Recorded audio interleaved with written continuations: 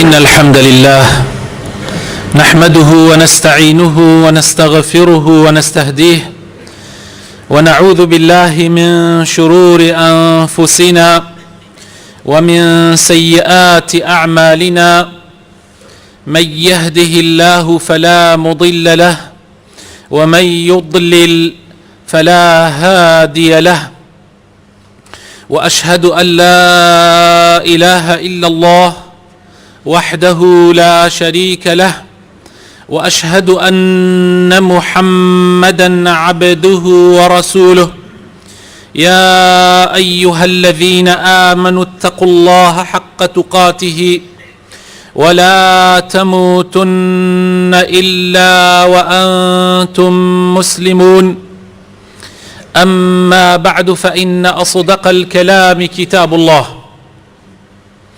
وخير الهدي هدي محمد صلى الله عليه وسلم، وشر الأمور محدثاتها، وكل محدثة بدعة، وكل بدعة ضلالة، وكل ضلالة في النار. بريزان مسلمان خۆشەویستەکان، لە زنجیرە باسەکانی پێغەمبەرناسیە ئەمڕۆ باسی بابەتێکی گرنگ ئەکەین. پێشەکیەکەی بەوە دەسی پێەکەین پێغەمبەر صلی الله عليه وسلم ڕەچەڵەک و نەسەبی بۆ کێ ئەگەڕێتەوە. پێغەمبەری خوا صلی الله عليه وسلم ناوی محەممەدە. محەممەد کوڕی عەبدوڵڵایە. عەبدوڵڵا کوڕی عەبدولموطەلیبە. عەبدولموطەلیب کوڕی هاشمە و هاشمیش کوڕی عەبدومەنافە و ئەویش کوڕی قوسەی و شەجەرەی نەسەب و ڕەچەڵەکی پێغەمبەر صلی الله عليه وسلم بەرز ئەبێتەوە تا ئەگاتە عەدنان. پاشان بە هەمان شێوە ڕەچەڵەکی پێغەمبەر صلی الله عليه وسلم و شەجەرەکەی بەرز ئەبێتەوە تا ئەگاتە پێغەمبەر ئیسماعیل کوڕی پێغەمبەر ئیبراهیم سەڵات و سەلامی خوا لە هەموو پێغەمبەران و لە پێغەمبەری خۆشمان بێ صلی الله عليه وسلم. کەوابوو محەممەد المستەفا صلی الله عليه وسلم لە ڕەچەڵەکە ئەگەڕێتەوە سەر پێغەمبەر ئیبراهیم. پێغەمبەر ئیبراهیم خەڵکی ناوچەکانی عێراقە، یعنی ئەمەی ئێستا کە لە خاریتەیە پێ ئەوترێ عێراق کە ئەو کاتانە عێراق نەبووە، و زیاتر بۆچوونی وا هەیە کە لە ناوچە کوردستانیەکانی عێراق بێ، یعنی ئیبراهیم عليه السلام احتیمالی زۆر هەیە ڕەچەڵەکی بۆ کورد بگەڕێتەوە و بەو ڕەچەڵەکەشە پێغەمبەر صلی الله عليه وسلم ئەگاتە ئەو. ئەگەر چی ئەمە هیچ بۆ ئێمە وەکو ئێستا خەڵک لێرە دانیشتوین، ئەگەر پێغەمبەر صلی الله عليه وسلم کورد بێ، عەرەب بێ، فارس بێ، هەرچی بێ، هیچ کاریگەریەکی نییە لەسەر ئێمە بەهۆی ئەوەوە کە پێغەمبەر صلی الله عليه وسلم کوردە و هەرچی کورد بێ بچێتە بەهەشتەوە. چونکە پێغەمبەر صلی الله عليه وسلم تەنانەت مامەی نزیکی خۆی ئەبوو لەهەب کە ئیمانی بە پێغەمبەر نەهێناوە، شوێنی پێغەمبەر نەکەوتووە، جەهەنەمیە. بەڵام وەکو ڕەچەڵەک ئێمە پێویستە ڕەچەڵەکەکان بزانین وەکو خۆی. لە ڕاستیە ئیبراهیم عليه السلام کاتێ دوای کۆچکردنی و هیجرەتکردنی لە منطقەی عێراقەوە ڕۆشتۆتە فەلەستین و لەوێوە ڕۆشتۆتە میسر و پاشان گەڕاوەتەوە و بۆ بەیت المەقدس، و لەوێشەوە خوای تەعالە ئەمری پێ ئەکا کە هاجەر و ئیسماعیلی کوڕی بێنێت لە مەککە داینە. مەککە سەحرا بوو ئەو کاتە، کەس تایە نیشتەجێ نەبووە. پاش ماوەیەک بڕێ لە عەشرەتە عەرەبەکان لە یەمەنەوە کۆچەکەن دێن بۆ ئەوێ، ئەلەوێ نیشتەجێ ئەبن، و ئیسماعیل دوای ئەوە لە ئەوان ژن ئەخوازێ.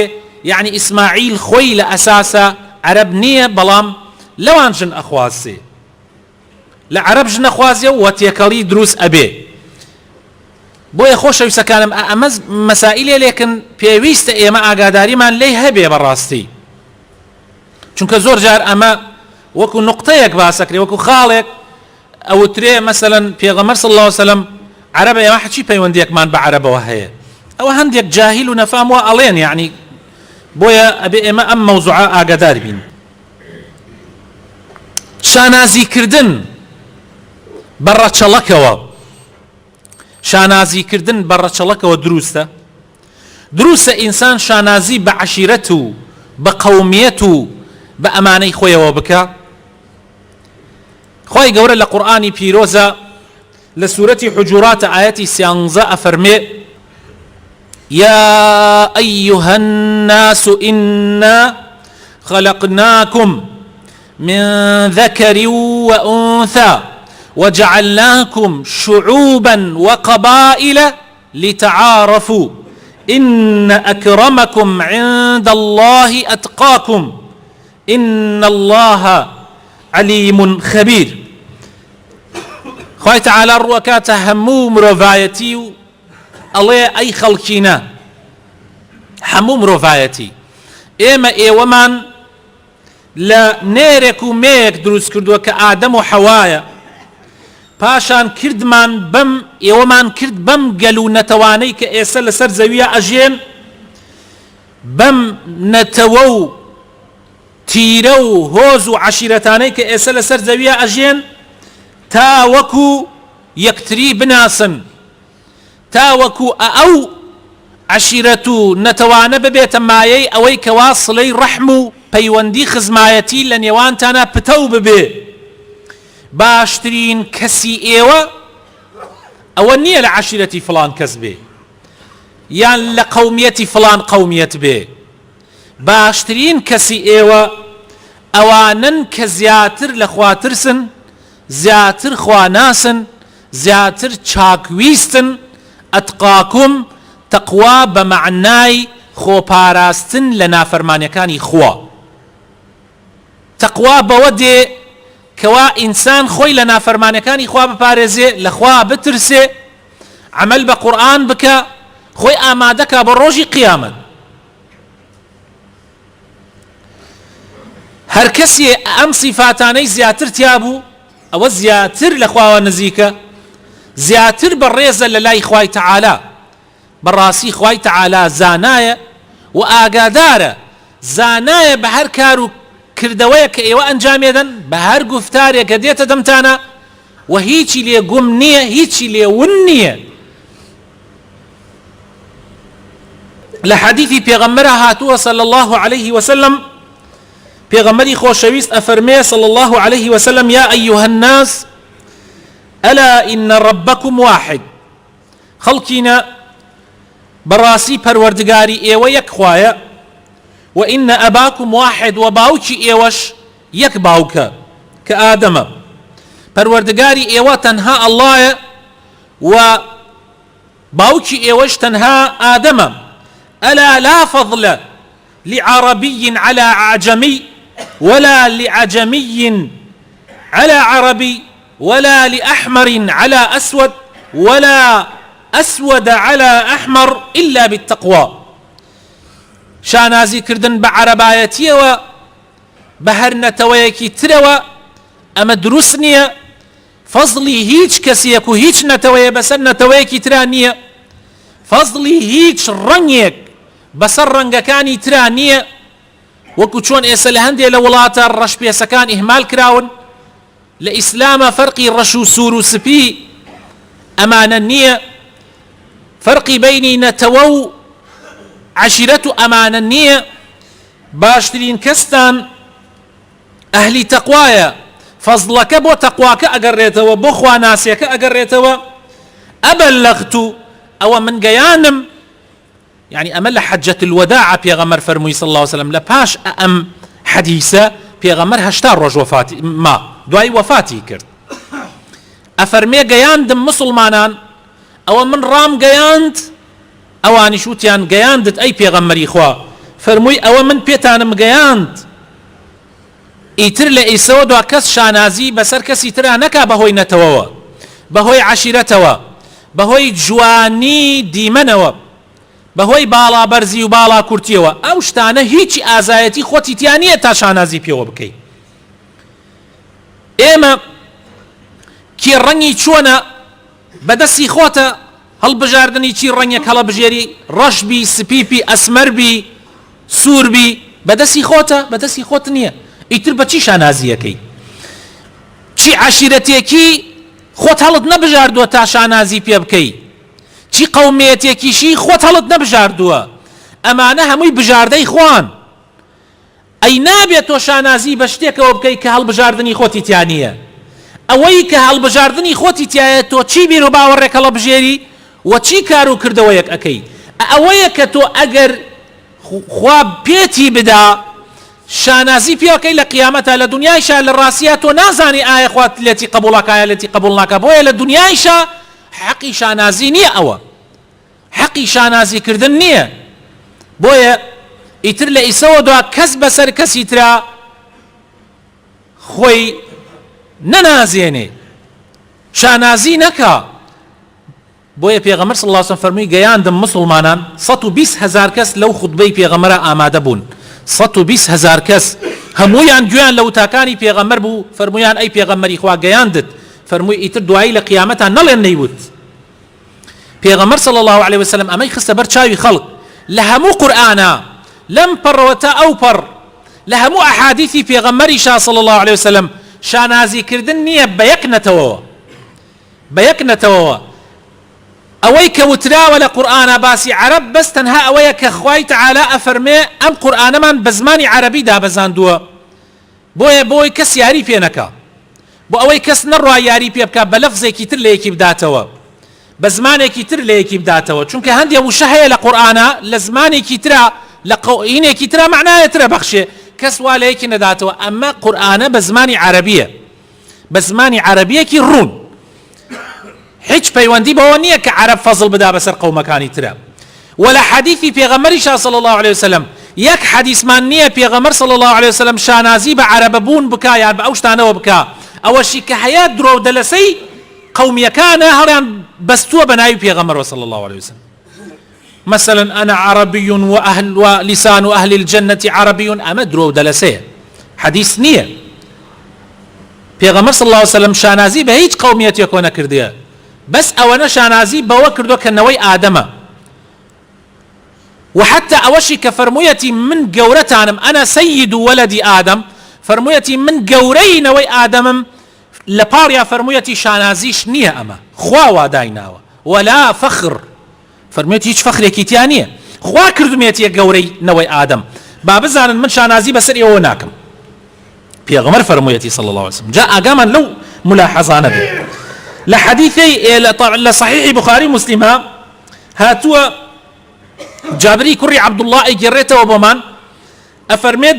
دوو مناڵ بوو بە شەڕیان اقتتل غلامان من المهاجرين وغلام من الأنصار. دو غلام بو بشريان لزماني في غمرة صلى الله عليه وسلم. غلامك أنصاري غلامك مهاجري. أنصاري كان أول خلق مدينة، مهاجرين كانش أول كوالا مكوا هاتون لقل في غمرة كوتشيان كردوبا مدينة. بو بشريان كابراي مهاجري من على مهاجرك هواري كروتي مهاجر كان بقين بيم كشتبيان. أيش هواري كده أنصاري كان في غمر صلى الله عليه وسلم خبر جيشته في غمري إخوا لما درشوهات جيشته أو شوينا زور توربو. زور توربو زور بيتاقد بو پیغمبری خوا صلی الله علیه وسلم. فرموی اما چیه تازه ایوه اگرینو بو نفامی و سردمی نفامی شانازی با اما اکنو با اواکن بتیرو با عشیرتو با بنمالو امانو هاوارکن بنمالکانتان تازه بو دعوای جاهلیت و نفامی اگرینو منش لنیوانتانام وازی لیبینن اما بوگنه لهمو تیرەیەکە پیاوی باشەیە و پیاوی خراپێ، لە هەموو قەومیەتێکە خەڵکی باشەیە و خەڵکی خراپ هەیە. شانازیکردن بەوەی وەڵی منەتەوەکەم لە هینەکە ئێوە باشترە، عەشرەتەکەم لە هی ئێوە باشترە، ئێوە لە هی ئەم باشترن، ئەم شانازیکردنە جاهیلیە و نەفامیە، هیچ پەیوەندیەکی بە ئیسلامەوە نییە و ئیسلام هاتووە هەڵی وەشاندۆتەوە. پێغەمبەری خۆشەویستمان صلی الله عليه وسلم لحديثك كإمام مسلم أي جريت وأفرميت شوار شتهي لأمتكم 4 في أمتي من أمر الجاهلية. أفرميت شوار شتهي لأمتكم لكاري جاهلية لا يتركونهن وازش لناينا. الله أكبر. يعني إلا كسر زور إيمان دار بوازي تيري يعني لناو إسلامي شخلك بمو أيكا شيء أبيش الفخر في الأحساب كابرا فخرك أو شانازيك ببنما الله بناو ناتورو والطعن في الأنساب تاندان لنسبي خلقيتر لا حول ولا قوة إلا بالله فلانا كسب أخوة 10 كان خرابة كابرا دي كركي تشاكا جاري واحد خريجي مثلا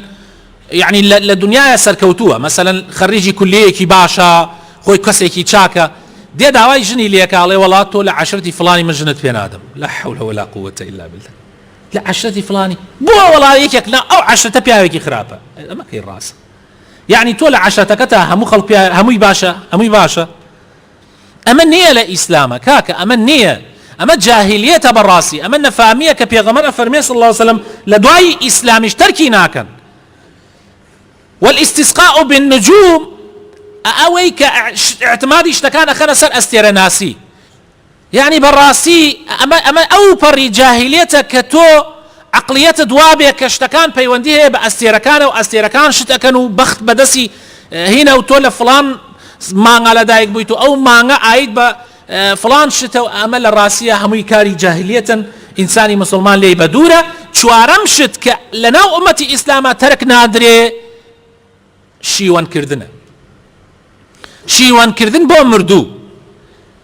يعني أما يشتا أمينيت ما ويشتا تأيسا ما ويشا بتايبت لنا آفرتانا سيدا كسي كان أمري شيوان أكن وأدن لخويان بالراسي أما هموي أمري جاهلية وكاري جاهلية بيغمر صلى الله عليه وسلم لحديثة كترى كهر إمام مسلم أجرته أفرمي 2 في الناس هما بهم كفر دوشت هي لناو خلقية أفرمي كفرة دوشت هي لناو خلقية كفرة يكم يعني أفرمي الطعن في النسب أفرمي تاندان لنسبي خلقي براينا أما الزور عيبكي قوريه أما الزور نقصانيكي قوريه تو تانا لرچلكي خلق بدي دوهم يعني النياحة على الميت قريان بو مردو يعني قريان قصمان شيوان كردنا قريان يك وبينا شكري كردن إنسان فرميسكي بتشاوي ده تخواره وحيش هوي شيره وبز مبالوره وشعره معرو أماني بس بيانا يجي حرف بو خود أقري أمانها شرعينية بس أو قريانيك خود دم تشاورنينو سيان درينو أمشتاني هاتيا وقشرنينو أما سائلان أولا إسلامانية وكفرة بالراسي پیغمبری خوشویستمان صلى الله عليه وسلم لحديث كترا كإمام أبو داود أجرته وألبانيش تحسيني كردو أفرمي إن الله عز وجل قد أذهب عنكم عبية الجاهلية وفخرها أفرمي خواي تعالى صفات جاهلية كان إلا إيوة لا داوة وشانازي جاهلية نفامي إيوة لا داوة كبباوك وشانازي بكن مؤمن تقي وفاجر شقي خلقي دو جورة يا إيمان داركي لخواناسة يا كسيكي تاوان بارو بدبخت النقبة أم جاء بيغمر صلى الله عليه وسلم فرمي والناس بنو آدم وآدم من تراب إيوه هموتان كري آدما وآدمش لخولا لينتهين أقوام فخرهم برجال أو ليكونن أهون عند الله من الجعلان التي تدفع بأنفها النتن أفرمي واز أهينا لشانازي كردنتان بعشرة بنا مالا وقوميتان يا للاي خواي تعالى قيمتان أو كساني كواوانا قيمتيان لقالونجا كمترة كبلوتي بال أناتا بيسيوا في غمرة فرمي صلى الله عليه وسلم يعني هركس يشانازي بوانا وبكا لوش بوغنترة لوش لقالونجا كبلوتي بال أناتا بيسيوا جا خۆشەویستەکانم پێویستە ئینسانی مسلمان شانازەکردنی بە دینەکەیەوە بێ بە ئیمانەکەیەوە بێ بە ئیسلامەتەکەیەوە بێ ئایا ئەمە معنای ئەوەیە کە ئێمە عەشرەتی خۆمانمان خۆش نەوێ قەومیەتی خۆمانمان خۆش نەوێ نیشتیمانی خۆمانمان خۆش نەوێ نا ئەمە معنای ئەوە نییە ئینسان ئەتوانێ خزمەکانی خۆی خۆش بوێ ئینسان ئەتوانێ قەومیەتەکەی خۆی خۆش بوێ بەڵام دەمارگیری کوێرانەی بۆ نەبێ ئینسان پێویستە لەسەری نیشتیمان و خاک و ماڵی خۆی خۆش بوێ تەنانەت ئەگەر ئینسان لەسەر خان و ماڵەکەی کە یەکێک هات داگیری کرد ئەگەر دیفاع بکە کابرایەک وتی ئەی پێغەمبەری خوا زەلامێ دێ ماڵەکەم داگیرەکە من ئەتوانم دیفاع بکەم فەرمووی دیفاع بکە بەرگری بکە فەرمووی ئەگەر کوشتمی فەرمووی شەهیدی فەرمووی ئەگەر کوشتم فەرمووی ها لە ئاگری جەهەنەمە یعنی کەوابوو شانازیکردن دروست نییە بەڵام خۆشەویستی تۆ بە ئەو شتانە دروستە من برای خۆمم خۆش بێ دروستە باوکی خۆمم خۆش بێ بەڵام حتا ئەگەر بتەوێ شیرینی ئیمان لەناو دڵتا جێگیر ببێ ئەو شتەی خۆش دەوێت لەبەر خاتری خوا خۆشت دەبێ حەزەکەی تۆ پێغەمبەری خوا صلی الله علیه و سلم فەرمێ سێ شت هەیە ثلاث من كن فيه وجد حلاوة الإيمان سێ شت هەیە هەر کەسێ تایە بێ لەزەتی ئیمان ئەچێژێ حەزەکەی لەزەتی دینداریەتی بچێژی حەزەکەی با یەکەم شتت ئەوە بێ کە هەر شتێ خۆشتەوێ لەبەر خاتری خوا خۆشت بوێ تۆ خوا و پێغەمبەری خوات لە هەموو شتێ خۆشتر ئەوێ کەوابوو هەر شتێ خۆشت بێ لەبەر خاتری خوا من باوکمم خۆشەیە لەبەر خاتر ئەوەی خوا ئەمری کردو من باوکی خۆمم خۆش بێ دایکی خۆمم خۆش بێ من کە ئەولادەکانی خۆمم خۆشەوێ لەبەر ئەوەی دین ئەمری پێ کردو من بەزەیم بە ئەولادی خۆما بێ و پەروەردەیەکی باشیان بکەم و خۆشیانم بوێ من کە خاک و نشتیمانم خۆم خۆشەوێ لەبەر خاتر ئەوەی ئەمە ئەرزێکە خوا بە منی بەخشیوە ئەبێ من دیفاعی لێ بکەم و خۆشەویست بێ لە دڵما ئەبەو شێوە بی حەز بە شیرینی ئیمانەکەی بەڵام ئەگەر تۆ دەمارگیری کوێرانەت هەبێ کابرایەک لە ناو عەشرەتەکەی منە کابرایەکی فرعەونە ظالمە تعدا لە خەڵکەکە خراپە ئەکا حرام ئەخوا من هەر فەزڵی ئەدەم بەسەر پیاوێکی باشی عەشرەتێکی ترە ئەوە بەشێکە لە جاهیلیەت و نەفامی و کوفر وەکو پێغەمبەر صلی الله علیه و سلم ناوی بردووە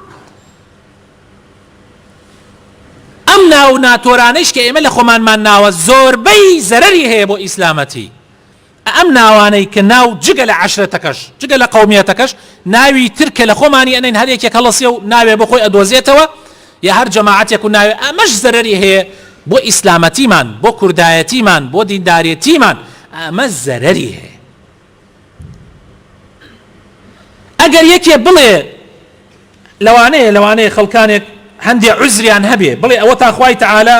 لە قورئانی پیرۆزە ئەفەرمێ وەڕەفع بەعضەکم فەوقە بەعض دەرەجات خوای تەعالە هەندێکتانی فەزڵ داوە بەسەر هەندێکی ترتانە زانایانمان ئەفەرمن لە چییە لە علمە فەزڵی داوە لە زوهدا و لە تەقوایە فەزڵی داوە نەک لە بنەماڵە و لە عەشیرەت و لە قەومیەتە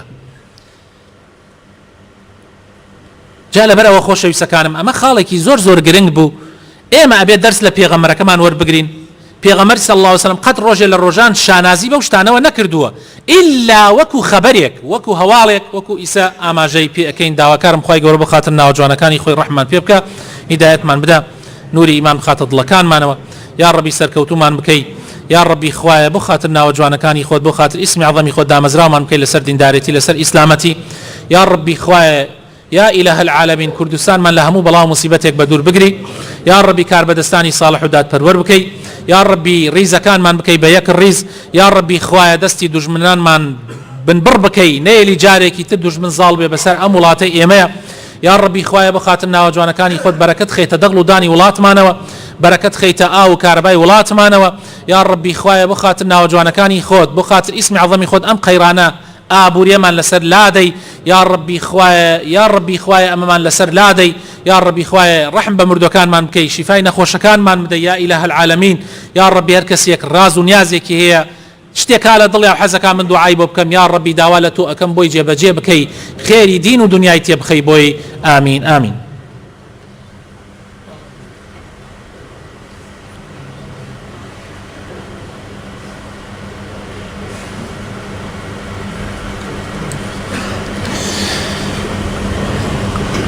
آمين آمين الحمد لله رب العالمين والصلاة والسلام على سيدي وحبيبي وقائدي ومولاي محمد وعلى آله وصحبه أجمعين يا أيها الذين آمنوا اتقوا الله ولتنظر نفس ما قدمت لغد واتقوا الله إن الله خبير بما تعملون خوش يسكانم هندي كسي تر لواني ألين أي بيغمر صلى الله عليه وسلم لهندي حالات أو تيتي إن الله اصطفى كنانة من ولد إسماعيل واصطفى قريشا من كنانة واصطفى هاشما من قريش واصطفاني من بني هاشم أي أما يعني شي مش عنازينية كبيغمر صلى الله عليه وسلم أفرمي خواي تعالى كناني لا أولادكاني إسماعيل هالبجار دواي أو أفرمي وهاشم كعشيرتي بيغمر صلى الله عليه وسلم يا قريشي لأوان هالبجار باشان لناو قريشي شا بني هاشم باشان لناو بني هاشم شا مني هالبجار أما شانازيني نا أما حوالة أما خبرة أما أويك بيغمر صلى الله عليه وسلم أفرمي مبح بجاردين يعني خوا هري بجاردين خوا هري بجاردين بيغمر صلى الله عليه وسلم شانازي بسر كسي ترى نكردوه يكي تر لوانه بڵێ أي لغزاي حنينة پێغەمبەر صلى الله عليه وسلم كاتيا بەرامبەر بە کافرەکان ئەوە بوو کافرەکان لە هەموو لایەکەوە مسلمانانیان خستە کەمینێکەوە لە هەموو لایەکەوە تیربارانی جێشی ئیسلامیان کرد جێشی ئیسلام فرەخرا پشکا بەس پێغەمبەر و عەباس و یەکدوانێکمانەوە هەمووی شکا جێشەکە باشان پێغەمبەر صلى الله عليه وسلم برو بيشو الرويشت خلق رايك برو دوا بيغمر صلى الله عليه وسلم برو بيشو الرويشت وأي فرمو أنا النبي لا كذب أنا ابن عبد المطلب أي فرمو من بيغمرم نكدرو من كري عبد المطلب من نوي عبد المطلب آية مش عنازينية زانايان أفرمن أمش بيغمر صلى الله عليه وسلم بوش عنازيني وتوا أما بو أووتويتي يعني مسلمانان من بيغمري خوام حج بو أقر بو رأكن خوا وعدي بيداوم سربخا يتر ايوه بورا اكن بيويس ناكا رابكن هر من محمدي كري عبد الله كري عبد المطلب اويك ايوه خوتان ام ناسن كدروم نبوه كفيلم نبوه كبصادق الامين ناس رابم لناوتانا يتر ايوه باورتان وايا كايسا ايما تواو وكو هندي لكافركان لبان جوالك وتماشايا نكرت أيانود أو محمد هنا كي دركود في الله كود رو كي دركود على كاتل كاتي شرك كاتي جيش إسلام نشكا بس في غمر صلى الله عليه وسلم يقدوانك معنا ايتروا تصوري أنا كر ألا يا إسا محمد أكو جري وحمود رو كي محمد درك في نعوذ بالله بلان في غمر صلى الله عليه وسلم لو كاتب رو بيشو الرويشتو واي أفرمو ايتر أو بو جيش إسلام جاري كي ترقران وسركوتني كي زور مزنيان بدس هنا أمش بو شانازي نبو أمش بو هوالا بو أويك مسلمانان ضلنيا ببنوا لويك وعدكاني بيغمر صلى الله عليه وسلم راسته بو يخوش يسكانم لإسلاما شانازي كردن ببن مالو بعشيرته بقوميته بناو رقزه بويك من سبي بيستم رش بيستم نازانم چين بالام برزه بالام كرت أمانه هيچي درستنية چونك أما هي خوايا قشتي كسي زور جوانا كسي كيش زور ناشرينه خواهي تعالى أمي جوان كردو أو ناشرين كردوه ايتر أما شانازينية جاري واهي الزوربي شاكا كان جوان نبون لقماني حكيم كقرآن سورتك بناء أو ناوة خواهي تعالى لقرآن أقسكاني كردت آياتي قرآن لقماني حكيم بياويكي كرت بالاي أسمر نك أسمر رش بيست بوا ابن مسعود عبد الله كري مسعود كيك كلا جورترين صحابة كاني في غمر صلى الله عليه وسلم كسوين أخوة أفرمي حر سورتك قرآن كدابزية أزانم لك يا دابزية ولا سرشي دابزية يعني أوان دا عالم بوا أو صحابة بريزة كاتيك لشوينك أتيت أخواروا كراسكي هلكا قاتشي أو نباريك صحابة كان سكن فيها كنين كرتبالائكي زعيف بوا أم بياوك كاتيك پیغمبر صلى الله عليه وسلم بینێ صحابة كان پێکەنن بقاچی ئەمە نەباریک بووە پیغمبر صلى الله عليه وسلم ئەفەرمێ بە ئەو پێکەنن والله قاچەکانی عبد الله کوڕی مسعود لله خوای تعالى لە کێوی ئوحود گەورەترە شانازیکردن بەو شتانەوە نییە ئەوە خواوا خەڵقی کردووە جا لەبەر ئەوە ئەبێ ئاگامان لە خۆمان بێ وریابین داواکارم خوای تعالى ئیسلاحمان بکە